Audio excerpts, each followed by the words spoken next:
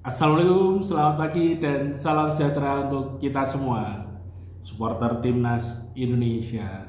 Luar biasa, kita masih beryuforia atas lolosnya Indonesia mengunci satu tiket ke round 4 dalam kualifikasi Piala Dunia Yuna Asia. Pagi ini, di video ini saya sebagai supporter yang biasa-biasa saja mencoba untuk mengajak berdiskusi atau melempar wacana terkait dari timnas Indonesia karena sudah meraih lolos ke round 4, jelas tinggal selangkah lagi lolos ke Piala Dunia. Semoga saja kita mampu melalui itu dan menjadi langkah yang mulus untuk lolos ke Piala Dunia. Tapi dalam euforia ini ada beberapa hal menarik lah sebenarnya menurut saya, hingga saya pengen membuat video terkait hal-hal yang memang menarik untuk saya cermati dan berbagi untuk berdiskusi sama teman-teman seluruh pecinta sepak bola Indonesia. Karena sebagai supporter awam yang nonton di depan layar kaca kan bisanya hanya cuap-cuap dan mengomentari. Dan saya mau mencoba mengomentari berdasarkan apa yang saya pahami dan saya perhatikan dari timnas Indonesia dalam perjalanannya menuju Piala Dunia hingga lolos ke round 4 kali ini. Luar biasa sebenarnya, tidak lepas sebenarnya perjalanan timnas Indonesia lolos ke round 4 dimulai dari berbagai banyak hal. Kita mencoba untuk ke belakang bahwa banyak hal itu dimulai dari mendatangkan pelatih STY waktu itu yang memang terkenal dengan tangan besinya dalam pengertian mampu menggenjot kedisiplinan dan fisik pemain. Banyak perubahan terjadi di sana hingga akhirnya Pak Erick Thohir masuk menjadi ketua umum PSSI, dan proyek instannya, proyek stimulannya mulai dijalankan, yaitu banyak mengambil pemain abroad ya, pemain diaspora dari luar negeri yang punya daerah Indonesia untuk diajak membela timnas Indonesia. Dan berhasil stimulan itu, berhasil program Pak Erick Thohir itu sampai sekarang terbukti nyata timnas Indonesia mampu melangkah lebih jauh karena memang program yang dicanangkan Pak Erick Thohir benar-benar berhasil menurut saya. Karena dengan mendatangkan banyak diaspora yang bermain untuk timnas Indonesia itu menjadi salah satu langkah yang paling dominan di antara banyak faktor untuk bisa mengantar timnas Indonesia lolos ke round 4. Banyak pemain naturalisasi yang masuk ke timnas Indonesia. Apalagi semakin kesini pemain naturalisasi semakin banyak. Dan jelas itu merupakan poin positif untuk timnas Indonesia. Jadi mulai kesini, semakin kesini pemain grade A masuk ke timnas Indonesia. Dimulai yang pertama kali ada pemain Liga Spanyol masuk ke timnas Indonesia, back Indonesia ya. Kemudian ada lagi pemain Liga Belanda hingga akhirnya Liga Italia dan lain sebagainya. Hingga sekarang timnas Indonesia punya banyak pemain diaspora yang bermain di liga-liga besar di dunia. Sebentar lagi Kevin Dix musim depan akan bermain di Liga Jerman. Kemudian masih ada di Liga Italia. Kita tunggu saja karena rumornya juga Rizky Ridho akan bermain di Como. Entah benar apa hanya sekedar rumor. Tapi menarik sebenarnya, menarik karena memang program itu berjalan sesuai harapan dan sudah menunjukkan hasil. Tapi menurut saya perlu dievaluasi, apa memang masih diperlukan lagi program ini dalam jangka panjang dan menaturalisasi dengan jumlah yang sangat banyak. Karena menurut saya sampai hari ini tim ini sudah jadi. Memang ada 1-2 lubang yang memang harus ditambahi. Jelas dari posisi depan striker itu kan memang masih butuh satu striker lagi yang berkualitas atau sama dengan oleh Romeni lah. Karena memang sampai sekarang problem itu masih tampak nyata di depan. Problem itu ya cara memasukkan gol ke gawang lawan. Meskipun timnas Indonesia menang di laga kandang dalam round 3 ini, mampu mengalahkan Arab Saudi, Bahrain, dan Cina, sekali lagi lini depan masih terlihat tumpul, masih terlihat berat untuk mencetak gol. Meskipun banyak peluang tercipta sebenarnya. Ketika melawan Cina kemarin ada beberapa peluang tapi memang tidak mampu dikonversi dan akhirnya gol itu tercipta melalui titik putih dari berbagai banyak usaha. Dan itu salah satu poin jika mau menaturalisasi pemain lagi di lini depan. Di lini tengah sudah termasuk hebat sampai hari ini ya. Meskipun poinnya ada juga yaitu Joy Pelupesi yang terlihat sangar di 2 pertandingan ketika melawan Bahrain dan Cina, tidak terlihat tampak nyata di lapangan tapi fungsinya luar biasa dalam menghalau serangan-serangan yang dikreasikan oleh tim lawan. Sayang usianya sudah 30-an, itu kan sebentar lagi pasti purna, perlu penggantinya. Dan juga Tom Hay kita lihat dalam beberapa pertandingan terakhir di round 3 ini kan selalu bermain hanya mampu sampai menit 60 bahkan 70. Setelah itu terlihat sekali warna mukanya merah dan terlihat bahwa fisiknya tidak mampu untuk memainkan pertandingan selama 90 menit. Mungkin perlu untuk ditambahkan atau mencari bibit-bibit lokal dari Indonesia. Tapi kalau lini belakang kan sudah sampai hari ini pemain itu ya sudah luar biasa sebenarnya. Apalagi golongan usia mereka masih di bawah 25 tahun. Dan itu akan panjang sebenarnya. Tapi apapun itu silahkan untuk naturalisasi, tidak ada halangan dan tidak ada penolakan. Bahkan seperti saya supporter awam ini ya tertarik dengan naturalisasi karena selain memang naturalisasi dibutuhkan di timnas Indonesia dan membawa timnas hingga sejauh ini, jelas bahwa transfer ilmu yang diberikan dari pemain asing, pemain naturalisasi ya, itu mampu diserap oleh pemain lokal kita yang bermain di Liga 1 yang gabung di timnas Indonesia. Dan itu terbukti ketika kemarin laga melawan Bahrain dan terutama laga melawan Cina, bagaimana pemain-pemain produk Liga kita mampu bersaing dengan pemain naturalisasi. Itu bukan sekedar membalikkan tangan, tapi itu transfer ilmu, transfer knowledge yang memang dilakukan jangka waktu yang lama. Kenapa seperti itu? Kan jelas Ricky Kambuaya, Yaakob Sayuri, Egy Maulana Fikri ini kan langganan masuk timnas Indonesia ya, meskipun dalam era STY masih banyak menghuni bangku cadangan. Tapi sekarang diberi kesempatan lebih oleh Patrick Kluivert karena mungkin jelas Patrick kan dari awal berbicara bahwasanya pemain yang akan bermain untuk timnas Indonesia adalah pemain yang banyak mendapatkan menit bermain di klubnya. Dan itu dibuktikan ketika kemarin laga melawan Cina. Dan saya respect terhadap keputusan Patrick Kluivert dan tim ya untuk memainkan pemain yang punya banyak menit bermain. Bahkan dalam naturalisasi ini memang perlu dievaluasi. Kenapa? Karena kita lihat sendiri bahwa ada beberapa pemain yang harus dicoret tidak masuk TSP. Jordi Ahmad salah satu yang dicoret karena kita tahu lah kalau di lini belakang mohon maaf dengan tidak mengurangi rasa hormat saya ya mungkin sudah ketinggalan dengan pemain-pemain muda yang baru. Ada JJ, Justin Hubner, Rizky Ridho, Mes Hilgers. 4 pemain ini kan sudah mengisi lini belakang dengan sampai hari ini sudah oke lah. Dan mungkin Jordi Ahmad mungkin akan berat untuk tetap bertahan masuk ke timnas Indonesia. Karena selain usia ya memang dalam perjalanannya kita lihat sendiri. Yang kedua, Sen Patinama di bek kiri. Selama ini ketika masuk timnas Indonesia, Sen Patinama masih mendapat kesempatan oleh STY bermain melawan Irak, meski kita kalah banyak, bermain beberapa kali bermain lah. Tapi setelah di masanya Patrick Kluivert ini bahkan sampai tidak masuk DSP karena mungkin jelas tidak banyak mendapatkan menit bermain di klub lamanya dan sekarang pindah ke Liga Thailand. Kan kalau ke depan harapannya dievaluasi jangan sampai banyak pemain diaspora yang kita naturalisasi tapi ujungnya hanya menjadi cadangan. Kan sayang sebenarnya ya. Entah sayang entah apa, cuman menurut saya agak berlebih. Kan tujuannya kan sebenarnya sederhananya lah didatangkan pemain naturalisasi itu kan harusnya lebih oke dibanding pemain produk liga kita.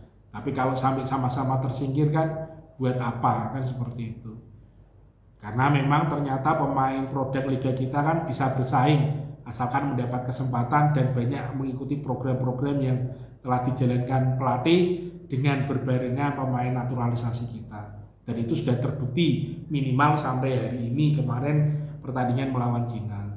Itu poin pertama. Poin kedua adalah mengoptimalisasikan pemain Liga 1. Karena jelas ketika pemain Liga 1 kemarin diberi kesempatan untuk bermain dengan melawan Cina, terlihat sekali efeknya, effortnya, penampilannya, dan mixing dengan pemain-pemain lainnya sudah seperti bermain lama dengan mereka. Ya karena memang dalam perjalanannya mereka lebih sering sudah berkumpul lama, apalagi yang melawan Cina ini kan TC-nya agak panjang karena dimulai dari 26 Mei hingga pertandingan tanggal 5 kemarin. Jadi sangat menarik ketika memang pemain-pemain Liga 1 banyak mendapat kesempatan-kesempatan. Bahkan untuk tidak hanya bermain saja, ketika mereka dipanggil untuk timnas Indonesia pun mereka akan mendapatkan transfer knowledge ya. Dan itu bisa dimanfaatkan. Kita sekarang sudah melihat bagaimana permainan Egy Maulana Fikri, Rizky Kambuaya, Yaakob Sayuri tidak banyak membawa bola. Efektif lah, 1-2 sentuhan oper, 1-2 sentuhan oper. Kita hampir tidak melihat pemain timnas Indonesia dari produk lokal bermain seperti era-era zaman dulu. Banyak memegang bola, bingung mau kirim kemana, oper yang salah, kontrol yang kurang oke. Sekarang diminimalisir. Hanya 1-2 sentuhan, oper, visi bermainnya luar biasa. Apalagi kita melihat kemarin Beckham Putra dalam membawa bola mampu melihat celah sedikit untuk memberikan assist kepada Kevin Dix. Sayang bola itu tidak menjadi gol, tapi paling tidak visi bermain itu luar biasa. Karena selain di timnas Indonesia, kita tahu sendiri Beckham Putra berada di Persib Bandung yang juara Liga 1 dan pemain-pemain asingnya memang luar biasa. Tidak bisa kita pungkiri di sana. Mulai dari David Da Silva, Ciro Alves, Del Pino, ke belakang ada Nico Lepers, ada pemain backnya saya lupa namanya ya. Dan itu kan pemain-pemain yang luar biasa. Pemain asing yang mampu mentransfer ilmunya kepada pemain produk Liga 1 lokal kita. Dan ketika pemain-pemain kita mampu menyerap produk knowledge itu dan mampu menerapkannya, ternyata itu bisa membawa nilai positif untuk pemain itu sendiri, bahkan bisa menjadikan dirinya masuk ke timnas Indonesia. Jadi untuk wacana 11 pemain asing di Liga 1 musim depan dan hanya 8 pemain asing boleh bermain, menurut saya menarik, tapi dengan catatan bahwa pemain asingnya ya harusnya berkualitas lah. Kalaupun perlu sekelas Indonesia bisa lah, harus minimal timnas Indonesia minimal timnas negara mana, punya ranking berapa, tahu sejarah dan asal usulnya. Tidak sekedar copot pemain, tidak sekedar comot pemain, dimainkan, yang penting punya pemain asing dan lain sebagainya. Meskipun susah sebenarnya ya, karena ujung dari semuanya itu kan biaya, cost, operasional yang tinggi. Kita tidak tahu untuk Liga 1, tapi itu beda soal. Tapi bahwa yang kita obrolkan adalah terkait lingkungan di mana pemain-pemain asli kita lokal itu bermain bersama lingkungan yang bagus dengan pemain asing yang memang berkualitas, dan itu bisa mentransfer ke knowledge yang bisa diterapkan oleh pemain liga kita untuk menjadi lebih baik lagi. Ya muaranya memang timnas Indonesia, tapi selain itu pemain-pemain yang bermain dengan lingkungan pemain asing hingga menjadikan dirinya menjadi lebih baik dibanding hari ini bisa mendapat kesempatan untuk bermain di liga luar negeri. Yang paling dekat ya Liga Thailand, ada Liga Malaysia, atau kalau mau berkarir di level Asia yang keren ya ada Liga Jepang, Liga Korea. Kalau mau banyak uang dan hari ini lagi merajalela ya Liga Arab Saudi. Kan jelas itu banyak pemain bintang yang lari ke sana. Terakhir kan terakhir kan pelatih Inter Milan ya Simone Inzaghi pun merapat ke Al Hilal. Ya harapannya seperti itu, dan harapan dan doa kita supporter yang awam ini banyak pemain Indonesia yang produk Liga Indonesia mampu bertarung dan bisa untuk bermain di luar negeri dalam rangka mendapat pengetahuan sepak bola yang banyak dan bisa menjadi muaranya ke timnas Indonesia, mampu menjadi timnas Indonesia yang banyak pemain dan menjadi timnas yang layak dibanggakan, yang sangat dibanggakan untuk level-level Asia bahkan dunia. Karena kita sudah membuka pintu gerbangnya nih. Sebentar lagi timnas Indonesia jika mampu lolos ke Piala Dunia akan dikenal seluruh dunia terkait dengan sepak bolanya.